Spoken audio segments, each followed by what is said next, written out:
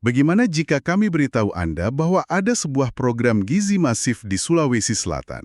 Program ini menyediakan makanan untuk 60.000 orang, menciptakan ratusan lapangan pekerjaan, dan ternyata dipimpin oleh seorang mahasiswi yang baru berumur 20 tahun. Kedengarannya kayak plot film ya, tapi dari sumber-sumber yang Anda kirimkan, ini kenyataan.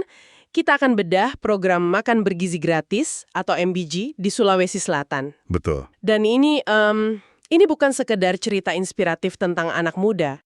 Sumber yang kita punya melukiskan gambaran yang jauh lebih kompleks. Tepat sekali. Misi kita hari ini adalah untuk memahami skala program yang luar biasa ini, siapa pemain kuncinya, dan bagaimana cerita ini punya beberapa lapisan. Ada cerita dampak sosial, tapi ada juga soal jejaring politik dan akuntabilitas. Oke. Jadi, mari kita mulai dari yang paling kelihatan dulu ya, skala dan dampak dari program ini. Oke, mari kita lihat angka-angkanya. Karena ini yang pertama kali bikin saya wow gitu.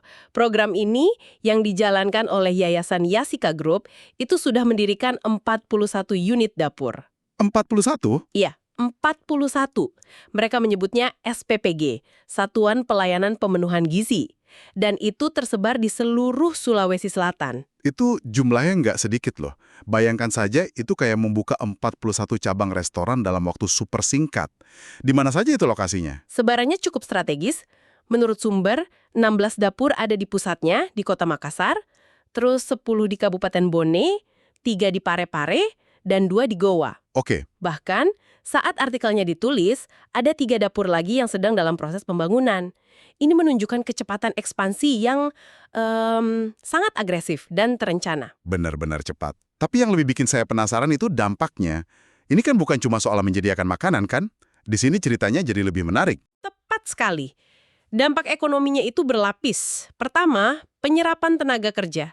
Dari 17 dapur yang datanya sudah masuk dan beroperasi penuh, mereka menyerap total 850 pekerja. Wow, 850 orang? Kalau kita hitung rata-rata, itu sekitar 50 orang per dapur. Ini angka yang signifikan banget untuk penciptaan lapangan kerja lokal. Iya, iya. Itu baru dari 17 dapur, belum semua 41. Lalu bagaimana dengan penerima manfaat dan ekonomi lokalnya? Penerima manfaatnya sudah mencapai 60.000 orang.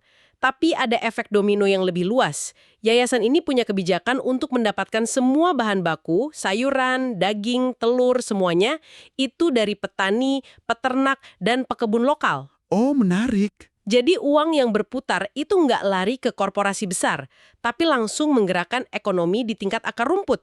Ini yang disebut multiplier effect itu. Saya menemukan kutipan dari pemimpinnya, Yasika Aulia Ramadhani. Dia bilang, sejak 6 Januari 2025, kami memulai dari Makassar sebagai pelopor makanan bergizi di Sulsel. Kami ingin mempercepat pemenuhan gizi anak bangsa. Terasa sekali ya ada ambisi dan visi besar di baliknya. Tentu, dan ambisi sebesar itu butuh dukungan. Nah, disinilah lapisan politiknya mulai kelihatan. Program ini kan nggak berjalan di ruang hampa. Sumber kita mengutip apresiasi yang sangat tinggi dari pemerintah daerah. Dari siapa? Khususnya dari Wakil Gubernur Sulawesi Selatan saat itu, Fatmawati Rusdi.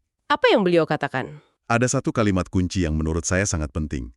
Beliau berkata, Yasika Group telah menghadirkan lebih dari 40 dapur. Ini kontribusi nyata Wakil Ketua DPRD Sulsel, Yasir Majmud, dalam membangun ekonomi daerah. Tunggu dulu, beliau secara spesifik menyebut nama Yasir Majmud, seorang pejabat publik, sebagai bagian dari kontribusi ini, bukan hanya memuji yayasannya. Persis, penekanannya sangat jelas. Ini adalah kontribusi nyata dari seorang politisi spesifik, yang kebetulan adalah ayah dari Yasika sendiri.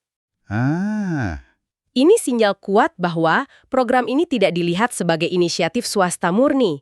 Sejak awal, ia sudah dipandang sebagai sebuah kolaborasi erat, atau setidaknya dapat stempel dukungan yang sangat kuat dari struktur kekuasaan di daerah. Saya mengerti. Jadi ini bukan sekedar proyek filantropi, tapi sebuah program yang punya bobot politik. Wakil Gubernur juga menyebut soal multi-efek ekonomi kan? Betul. Program ini secara eksplisit dirancang untuk mencapai 2 target sekaligus. Pertama, menekan angka stunting yang merupakan masalah kesehatan serius dan di saat yang sama mengurangi pengangguran.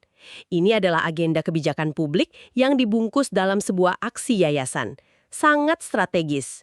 Oke, ini membuat gambaran jadi lebih jelas. Program raksasa dengan dampak ekonomi nyata dan dukungan politik yang sangat vokal. Sekarang, mari kita kenali lebih dalam orang-orang di baliknya. Siapa sebenarnya Yasika Aulia Ramadhani ini? Profilnya, seperti yang Anda bilang di awal, sangat mencuri perhatian. Usianya baru 20 tahun, masih berstatus mahasiswi di sebuah sekolah tinggi ilmu ekonomi. Posisinya di yayasan adalah sebagai pembina. Sebesar ini bukan sekedar mengelola BEM kampus loh. Ini mengelola jaringan pasokan makanan untuk 60.000 orang. Sumber tidak merinci soal itu, tapi memberikan petunjuk penting lewat latar belakang keluarganya. Dia adalah putri dari Yasir Mahmud, yang saat itu menjabat sebagai Wakil Ketua II DPRD Sulawesi Selatan, dan ibunya bernama Andi Tenri Engka. Nah, koneksi ini adalah kunci untuk memahami konteks yang lebih luas. Baik, mari kita lihat profil sang ayah, Yasir Mahmud. Apa yang perlu kita ketahui tentang beliau? Beliau adalah politisi dari Partai Gerindra dengan posisi yang sangat senior di DPRD Sulsel. Latar belakangnya juga menarik. Beliau beralih dari dunia usaha ke politik, jadi kemungkinan besar beliau punya pemahaman kuat tentang cara kerja bisnis dan birokrasi. Oke, Dan ada satu jabatan beliau sebelumnya yang akan sangat relevan nanti di pembahasan kita. apa itu? Sebelum menjadi wakil ketua DPRD, beliau pernah menjabat sebagai ketua KONI atau Komite Olahraga Nasional Indonesia untuk wilayah Sulawesi Selatan. Ingat posisi ini karena akan muncul lagi di bagian akhir cerita kita. Oke, dicatat. Jadi kesimpulannya, kita punya seorang pemimpin muda yang brilian dan visioner, yang juga merupakan putri dari seorang politisi yang sangat berpengaruh dan punya jaringan luas di provinsi tersebut. Benar. Dan kombinasi ini menimbulkan pertanyaan menarik. Bagaimana sebenarnya cara kerja program ini di lapangan? Kalau begitu banyak dapur dibuka dalam waktu singkat, bagaimana mereka menjaga standarnya? Pasti ada aturan mainnya, kan? Nah, ini dia. Saya juga penasaran soal itu. Mendirikan salah satu dapur ini ternyata bukan perkara mudah. Sumber kita menjelaskan ada syarat-syarat yang sangat ketat. Bisa kita kelompokkan jadi 3 pilar utama. Coba kita bedah satu-satu ya, biar lebih kebayang prosesnya. Pilar pertama itu soal legalitas dan administrasi. Untuk jadi mitra, Anda nggak bisa atas nama perorangan. Harus badan hukum ya? Betul, harus punya badan hukum, entah itu PT, CV, koperasi, yayasan, BUMDes, atau setidaknya UMKM yang terdaftar. Dokumen-dokumen standar seperti KTP, NPWP, NIB, sampai akta pendirian itu harus lengkap. Semuanya terdengar standar untuk proyek pemerintah. Tapi ada satu poin yang menurut saya paling krusial. Saya tahu yang Anda maksud. Poin tentang modal awal. Calon mitra diwajibkan punya dana operasional awal yang cukup untuk menalangi semua biaya operasional, mulai dari sewa tempat, beli bahan baku, sampai gaji karyawan. Sebelum dana bantuan dari pemerintah cair, Tepat. nah itu dia. Jadi pada dasarnya, Anda harus punya uang sendiri dulu. Ini bukan program untuk sembarang orang yang punya niat baik tapi nggak punya modal. Ini menciptakan semacam saringan finansial yang sangat kuat sejak awal. Tepat sekali. Ini adalah barrier to entry atau penghalang masuk yang signifikan. Artinya, program ini secara desain lebih mudah diakses oleh pihak-pihak yang sudah punya modal kuat dan mapan, bukan untuk UMKM kecil yang baru merintis. Ini bisa menjelaskan mengapa jaringan dan sumber daya menjadi sangat penting. Oke, itu baru pilar pertama. Bagaimana dengan pilar kedua dan ketiga? Soal standar fisik dan kemampuan teknisnya. Ini lebih ketat lagi. Untuk standar fisik, luas bangunan dapur minimal harus 100 meter persegi. Lokasinya juga diatur, nggak boleh lebih dari 20 menit dari sekolah penerima manfaat untuk menjaga kesegaran makanan. Masuk akal? Lalu ada standar kebersihan yang tinggi, ventilasi yang baik, bahkan sampai detail seperti jalur masuk bahan baku dan jalur keluar makanan, jadi harus dipisah. Untuk mencegah kontaminasi ya? Benar. Tunggu sebentar. Luas minimal 100 meter persegi, peralatan khusus, ada kantor untuk manajer, akuntan, bahkan ahli gizi. Ini kedengarannya bukan kayak membangun dapur komunitas biasa, tapi lebih mirip membangun pabrik makanan skala kecil. Bener nah? Analogi yang sangat pas. Ini memang seperti mendirikan pabrik makanan mini yang terstandarisasi, dan itu membawa kita ke pilar ketiga, kemampuan teknis. Kapasitas produksi minimalnya antara 100 sampai 500 porsi per hari. Peralatannya nggak boleh sembarangan, harus dari bahan food grade stainless steel. Dan soal keamanan pangan, saya baca mereka wajib menerapkan standar HACCP. Itu kan standar internasional yang sangat ketat untuk industri makanan. Latih dan bersertifikat. Jadi intinya adalah ini operasi yang sangat profesional, terstandarisasi, dan butuh investasi besar. Ini memastikan kualitas dan keamanan di semua lokasi, tapi sekali lagi ini menegaskan bahwa hanya pemain dengan modal dan keahlian manajemen yang serius yang bisa ikut serta. Jadi kalau kita rangkum, kita punya program sosial yang brilian, tapi dengan model bisnis yang high barrier. Dipimpin oleh putri seorang politisi yang sangat berpengaruh. Koneksi ini mulai terasa semakin relevan. Dan ini membawa kita ke lapisan cerita berikutnya yang juga menyangkut sang ayah, Yasir Mahmud. Benar. Sekarang kita beralih ke narasi lain yang muncul dari sumber yang sama, yang berjalan paralel dengan kisah sukses program gizi ini. Di sini kita perlu sangat hati-hati dan hanya melaporkan apa yang tertulis di sumber. Tentu, sumber berita kita dengan jelas menyatakan bahwa Yasir Mahmud dalam kapasitasnya sebagai mantan ketua KONI Sulawesi Selatan, posisi yang kita sebutkan tadi, Betul. diperiksa oleh Kejaksaan Tinggi atau Kejati Sulsel. Dan fokus pemeriksaannya sangat spesifik, penggunaan dana hibah sebesar 17,5 miliar rupiah. Dana ini seharusnya dialokasikan untuk persiapan atlet Sulawesi Selatan menghadapi Pekan Olahraga Nasional PON 21 tahun 2024. Angka yang sangat besar. Apa penjelasan dari pihak Yasir Mahmud menurut sumber berita? Beliau memberikan klarifikasi yang cukup rinci. Menurut versinya, dana 17,5 miliar itu sudah habis digunakan sesuai peruntukan. Rinciannya, sekitar 16,5 miliar rupiah dipakai untuk pembiayaan inti persiapan PON. Ini mencakup hal-hal vital seperti tiket pesawat untuk tryout, pembelian peralatan tanding, suplemen vitamin, hingga uang saku atlet. Oke, itu 16,5 miliar.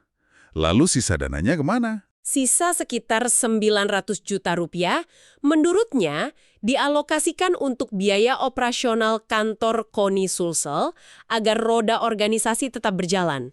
Tapi ada satu poin krusial yang beliau tekankan dalam pembelaannya. Apa itu? Beliau menegaskan bahwa ada dana lain yang sering disalahpahami publik, yaitu dana sebesar 14 miliar rupiah yang dikelola langsung oleh Dinas Pemuda dan Olahraga Dispora Sulsel, bukan oleh KONI di bawah kepimpinannya. Oh, jadi ada dua anggaran yang berbeda. Tepat, dana Dispora itu, katanya, digunakan untuk hal-hal seperti pengadaan seragam kontingen, akomodasi, dan sisa uang saku selama di lokasi PON. Jadi argumennya adalah ada pemisahan pengelolaan anggaran yang jelas dan dana yang menjadi tanggung jawabnya sudah digunakan dengan benar. Itulah klaim utamanya. Beliau seolah ingin mengatakan jangan campur adukan anggaran KONI dengan anggaran Dispora. Beliau juga menambahkan, sebagai bukti komitmen, seluruh pengurus KONI di bawahnya sepakat untuk tidak menerima tunjangan atau insentif apapun. Semua demi memaksimalkan anggaran yang terbatas untuk kebutuhan atlet. Kutipannya, fokus kami hanya agar atlet bisa tampil maksimal di PON. Itu versi dari pihak yang diperiksa. Bagaimana tanggapan dari sisi penegak hukum? Apa kata Kejaksaan Tinggi? Sumber berita mengutip Kasipenkum Kejati Sulsel, Sutarmi.